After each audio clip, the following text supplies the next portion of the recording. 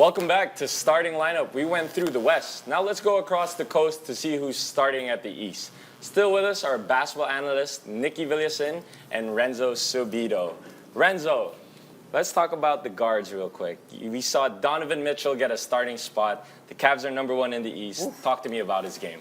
Donovan Mitchell has been a certified bucket getter, and that's the reason that Cleveland is number one in the standings right now. The way he leads his team, Cleveland is playing a team game. A lot of systems, schemes on offense, but it's basically focused on Donovan Mitchell on how he's going to be able to create for his teammates at the same time, scoring-wise. So the Spider doing work out there in the East, but there was one episode where I mentioned that people were thinking if Donovan Mitchell was going to work out with the Cleveland Cavaliers after last season, if he was going to stay or try to go elsewhere, because we know the news before that he kind of wanted to go somewhere else. But doing things here in the Cleveland Cavaliers and he's showing out, what is it with his game, Nikki, that allowed him to bring the Cavaliers up to number one in the East?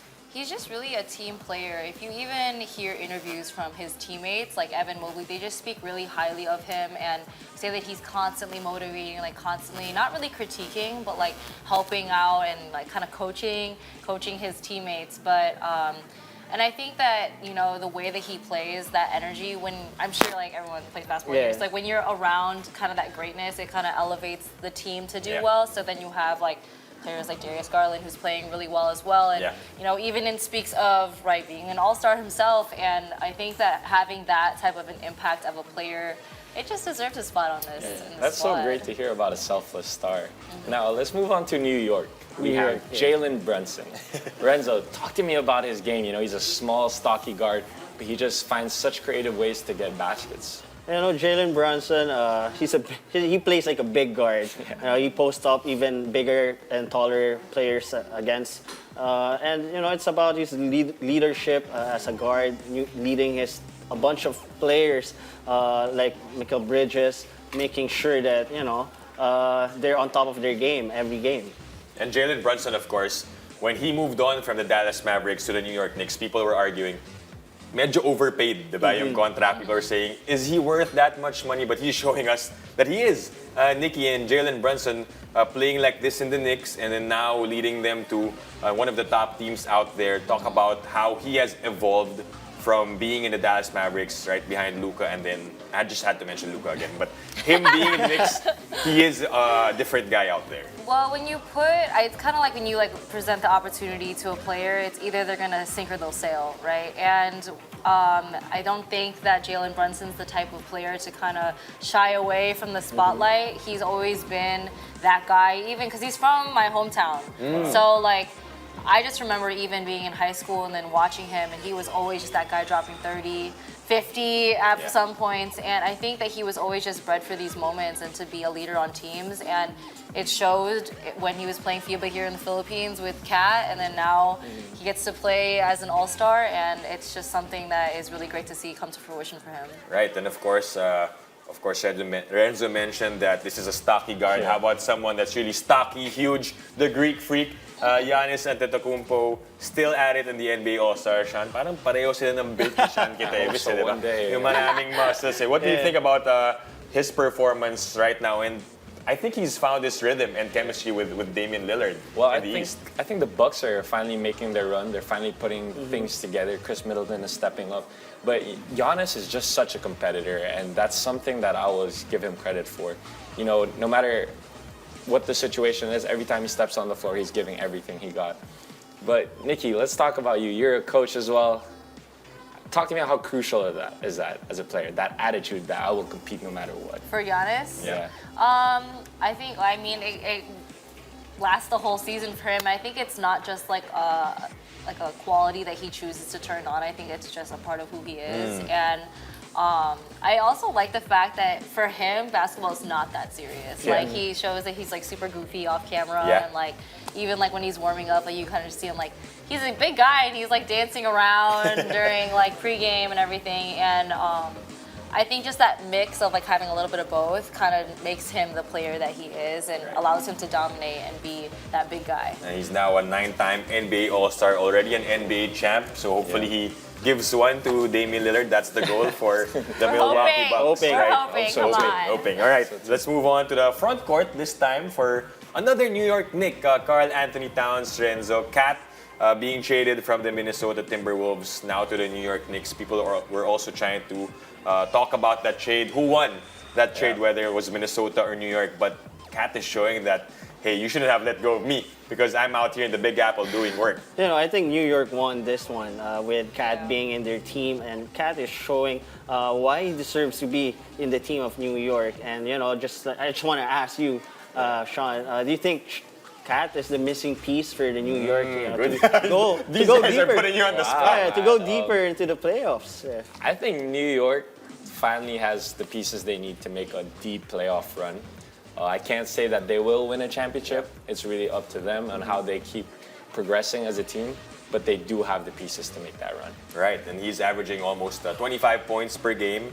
But more importantly, number 3 in the East for New York Knicks. So that's helping their value a lot, and a 5-time NBA All-Star. Itong si Karl Anthony Towns. How about this guy? An NBA champ himself, Jason Tatum. They are number 2 in the East, but talk about his performance. Is this his revenge, quote-unquote, season because of not being the Finals MVP, not getting much burn in the Olympics, Nikki, for Jason Tatum? I mean, you have to respect him in terms of just being a great player. He's a huge impact on the Celtics, but there's that talk about how he's good enough to make an all-star team, but not good enough to make the country, represent the country and be a part of the Olympics. And I think that kind of just adds fire under his butt to go out there and perform and be the player that he is. So I think that Jason Tatum for the All-Stars is a good one. She's right. And I want to hear Renzo. What's so special about Jason Tatum's game? Just how smooth is he? How does he score? Right now, I think it's how he was able to work on his passes right now. Yeah. We know that he's a certified bucket getter as well. But right now, we can see that he's being able to, make sure that his teammates are involved, making the right passes. Especially you have shooters like Pritchard who can, shoot from way downtown. If you have those kinds of players, Tatum being an MVP-like player, making sure that his teammates are playing well as well, and that's very important, especially in their run in their last championship. Parang Renzo Subido, no? Okay na yung points Yeah. Kuha na niya yung scoring, so nagpo-focus ngayon sa passing. Pass first na naman ako. Oh, yeah. Let's check the highlight reel. It seems like you guys are not convinced. But looking at this lineup right now of the Eastern Conference, we know that the format in the All-Star this year will be different with 3 teams, of course, composed of the NBA All-Stars plus 1 Rising Stars Challenge. Looking at Antetokounmpo, Mitchell, Towns, Brunson, Tatum, 3 managers of inside the NBA, they will choose who will be their players. Sino yung number 1 pick ninyo among these 5 if you were to compose that 8-player team in the All-Star? Ikaw muna, Sean. From the starters. Yeah. I would say, Your first pick, you're gonna build around this team. Who's your first pick? right now, I would say Shai Gilgeous-Alexander. Ooh. His game is just so smooth, so beautiful to watch, and he's brought a young team like OKC up, and I think he's a great core piece. How about you, Nikki? Would you agree with that SGA pick? Definitely. Yep. I'm not going to argue against that. I think you can put Shea on a lot of teams, and he'll be definitely someone that can uplift others, and then also be someone to rely on in terms of taking that last shot and creating shots for not only himself but his teammates as well. How about you, Renzo? Quickly, your first pick? I think it's going to be Nikola Jokic for Okay, me. I like that. Actually, that's valid. I agree with that too. Yes. I'm a point guard, but I'm gonna give it to Jokic, especially a big man who can, create for his teammates, make sure that his teammates play the best of their capabilities. Especially right now, example with Russell Westbrook. He was able to bring the best in Russell Westbrook in this season, and that's a perfect example of how great of a player Jokic is. Making him look good, right? So now that we know all the starters, we're done with introducing the starters for both conferences. This time, we'll look into the future and predict what's going down on the NBA All-Star Weekend when we return. Stay tuned. You're watching Starting Lineup.